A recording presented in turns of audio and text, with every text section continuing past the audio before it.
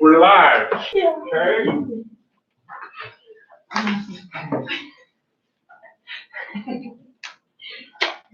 All right. Focus. There we go. Okay, so chapter 12, we're going to talk about probability. Okay? And the idea behind probability is we try to predict an outcome. Okay? So Blaise Pascal was one of the first mathematicians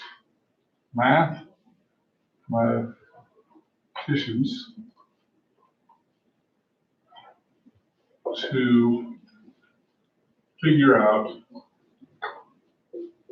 probability. Okay? And it's a number between 0 and 1 that describes how often an outcome occurs. Okay? So we've got three main types. Okay? Number one is theoretical, some call classical.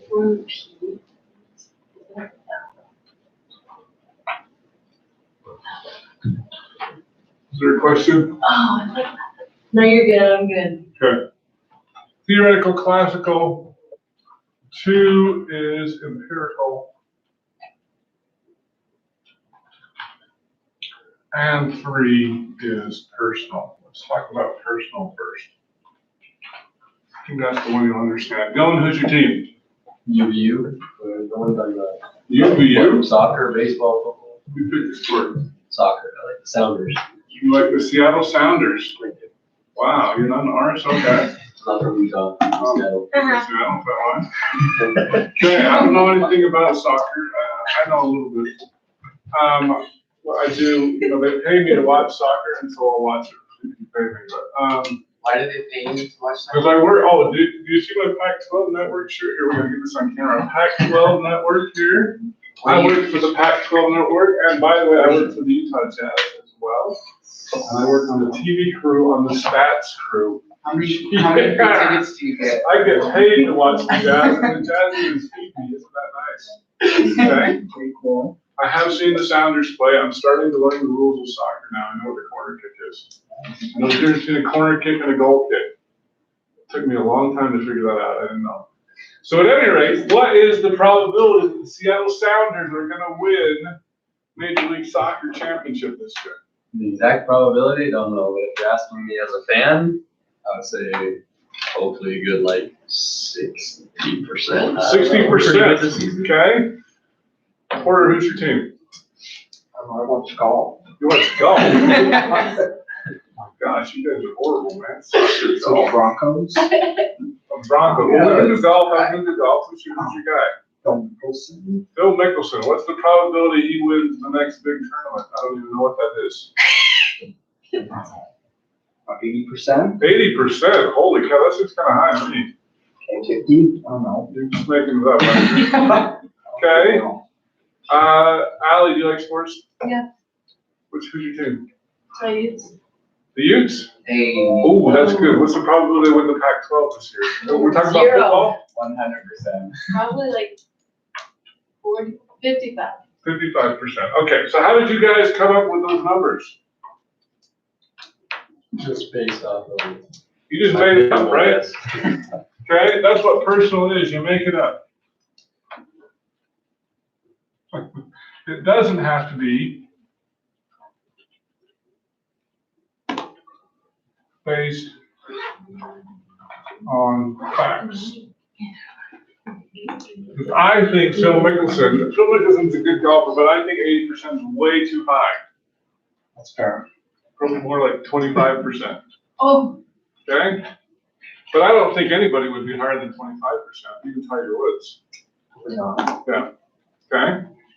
So sometimes they say, would you bet on the golfer or the field? I would probably almost always go with the field. Okay?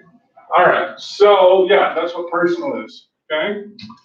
Now, let's talk about let's talk about theoretical.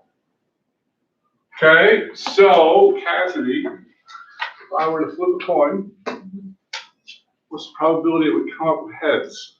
50%. How did you come up with that? there's only 2 options. There's 2 options, and you got heads and tails, right? So and they're equally likely, right? Because that's literally what you do, you have a 50% chance. Yeah, 50% chance. So this is based on rules. Okay, unlike personal, you can just make up anything. You know, the Cleveland Browns used to suck, okay? And I used to like to say, even if they suck, it still has to be between 0 and 1. You can't give a negative probability, even though you probably want to with the Browns. They used to be terrible. Who's the terrible team now? The Dolphins are very bad. Okay? So anyway, let's talk a little bit about empirical for a moment. We're going to talk about a very sad and serious subject for a moment, but I'm going to still try to make light of it. Women, what is the probability you get breast cancer? Man, while you're thinking about that, what's the probability you get prostate cancer? We're going to answer the men's one first here because I actually know the answer. Prostate cancer, if something else doesn't kill you first, probability that you get prostate cancer is, what do you think, man? 2%. 2%? I'm thinking like 22. 22? Only got 3 minutes here. Be the tiebreaker here. Probably out in like the 20s, 30s. That is 100%. Wait, say that one more time. Yeah. Probability Something you doesn't get kill you first. prostate cancer if you live long enough, don't die in a car accident first or something, is almost 100%. We're all gonna get it. It may or may not kill us. So it sucks to be a man. You're gonna get prostate cancer. Women, let's back up here for a second. What's the probability that you get breast cancer? How do you know? Yes. 1 in 8. 1 in 8, is that correct? Yep. You told me 33% in my class yesterday. I don't know what the number is, but how would you figure out what the number is? Look it up. How do those people who look it up know what the answer is? Yeah, well, you can take the total number of women and the total number of women who have breast There cancer. you go. Exactly right. Okay? You measure how often something happens.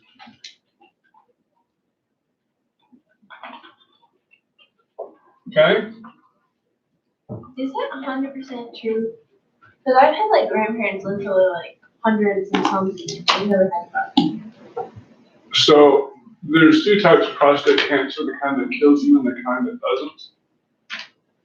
Almost every man will get prostate cancer, but it might be really slow growing and it might not kill you. But you'll get it. Or you'll die in a heart attack or a car accident first or something. So anyway, yeah, sucks to be a man. Okay? But yeah, women, I don't know. I don't remember. I was just watching. You guys must be young to remember Olivia Newton-John. Oh yeah. From Greece. Greece. Yeah, I just found out she's got breast cancer for the 3rd time. I'm like, once is that enough? You don't want to get 3 times. Anyway, so these are the 3 main types. We're going to talk mainly about theoretical and empirical.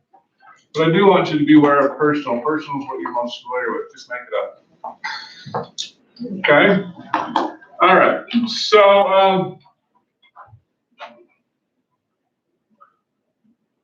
let's talk a little bit about empirical models. I gotta make sure my camera's on here.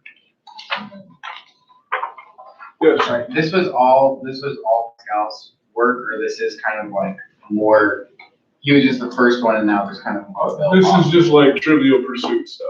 Okay. I'm not gonna ask you, ooh, discovery probability, but it's just kind of like Should for bonus interesting. question. Yeah, it's bonus question, just kind of cool background. But all this other stuff you need to know. Now, let's talk about empirical models. Okay? Let's take, this comes from the Census Bureau. I don't know from what year. Women, I can't write today. Women 25 to 29 years old. Okay?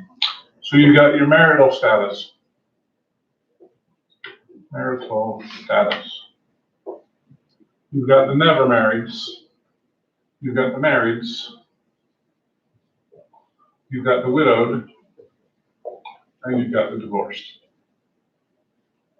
Okay, a lot of these rules you're already going to know. Okay? So we've got the probability here.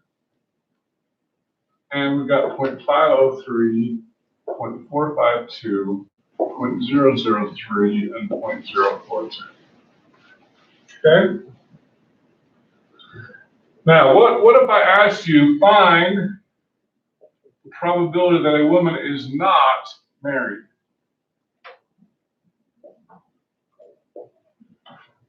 I bet you guys know how you'd figure that out. Emma, how would you figure that out? Don't mention it. Bet you can figure it out really quickly. What do you think? Add them all together? Add them together. Or which ones am I adding together? All of them. All of them, even the marrieds? Except for that. Except for the married. Okay, so one thing we could do is we could add the never marrieds plus the widowed plus the divorced. Right? So this would be 0.503 plus 0.003 plus 0.042, which should equal 0.548. Okay? Is there another way we could have done that?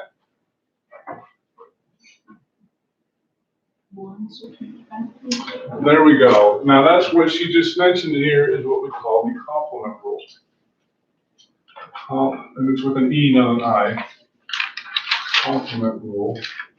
Okay, the complement rule says the probability of the event, and I'm going to put a C for complement, equals 1 minus the probability of the event. Okay? And in this case, we could just say, well, there's only one category here that I'm not worried about. So I'm going to say probability that they're not married equals 1 minus the probability that she's married. So that's going to be 1 minus 0.452, which also equals 0.548. Okay? Does that make sense? So a lot of times the complement rule is easier to figure out than here, but we've also made an assumption here, right? What's that equation? Could you read it? Which equation? This one? The P complement. parentheses P equals 1 minus P. Probability of the event E for, sorry, that's supposed to be E. Probability of event and then C for complement equals 1 minus the probability of the event. Okay? So a lot of times it's easier to figure out the complement than it is to figure out the other way. But we've made an assumption here. Okay? We've made, could a woman aged 25 to 29 be both married and divorced? Okay? So we've made an assumption in this case that you can't be in both categories at the same time. Okay? So that's what it means to be mutually Could you be a widower and then also exclusive. be Yeah, you could actually be widowed, divorced, married. Couldn't be never married though. Okay? Mutually exclusive basically means can only be in one category at a time. Okay, so we've made an assumption when we did this that we're talking about current marital status. So current marital status, okay, you got to pick one of the 4 categories. right? But a person, these might not be mutually exclusive in real life. You could be married and divorced and widowed. Okay? So, but yeah, never married would be mutually exclusive of all of those, right? Does that make sense? All right, so well, I was really thinking we could get through this. But we went over the test. So, all right. So as far as, oh, I didn't realize that was off the board. Okay.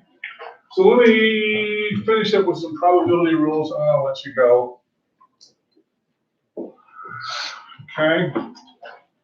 So any probability must be between 0 and 1. Number 2,